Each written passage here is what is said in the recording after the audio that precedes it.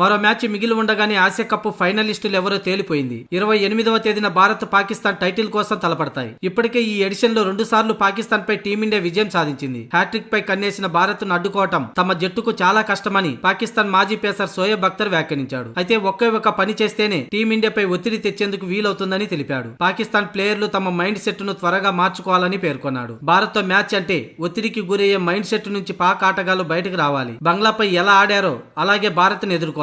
మొత్తం 20 ఓవర్లు బౌలింగ్ చేయాల్సిన అవసరం లేదు. 10 వికెట్లు తీసేందుకు ప్రయత్నిస్తేనే టీమిండియాపై ఆధిపత్యం చెలాయించొచ్చు అని షోయబ్ అఖ్తర్ అన్నాడు. ఇక అభిషేక్ శర్మను 2 లేదా 3 ఓవర్లలో అవుట్ చేస్తేనే వారిని ఇబ్బంది పెట్టొచ్చు. టీమిండియా ఇప్పటి వరకు వచ్చిన ఆరంభాలన్నీ అభిషేక్ శర్మ తీసుకొచ్చినవే. అభిషేక్ ను త్వరగా అవుట్ చేయాలి. అలా కుదరకపోతే మాత్రం మరోసారి ఇబ్బందులు తప్పవు. అభిషేక్ కూడా బంతిని మిస్ అయ్యే అవకాశాలు చాలా తక్కువే. అతడిపై కాస్త ఎదురుదాడి చేయాలి. అప్పుడే భారత మిగతా బ్యాటర్లు కాస్త ఆచితూచి ఆడేందుకు ప్రయత్నిస్తారు. పరుగుల కోసం కష్టపడతారు. అయితే భారత్ తమ అత్యుత్తమ గేమ్ ను తీసుకొస్తుండడంలో సందేహం లేదు. అక్కడ ప్రధాన కోచ్ గౌతమ్ గంభీర్ ఉన్నాడు. పాకిస్తాన్ లోని కీలక ఆటగాళ్లపైన దృష్టి పెట్టమని టీమిండియాకు చెబుతాడు. మంచి ప్లాన్ తో టీమిండియాను బరిలోకి దిగుతాడు. ఇది కాస్త పాకిస్తాన్ గమనించాలి. కింద మీద పడి ఎలాగోలా ఫైనల్ కు వచ్చారు గానీ అక్కడ మాత్రం దూకుడుగా ఆడేందుకు ప్రయత్నిస్తేనే టీమిండియాపై గెలిచే అవకాశాలు ఉంటాయని షోయబ్ అఖ్తర్ అన్నాడు. అయితే షోయబ్ అఖ్తర్ తన టీం కి ఏం చెప్పినా సరే టీమిండియాపై గెలవడం అంత ఆషామాషి కాదు.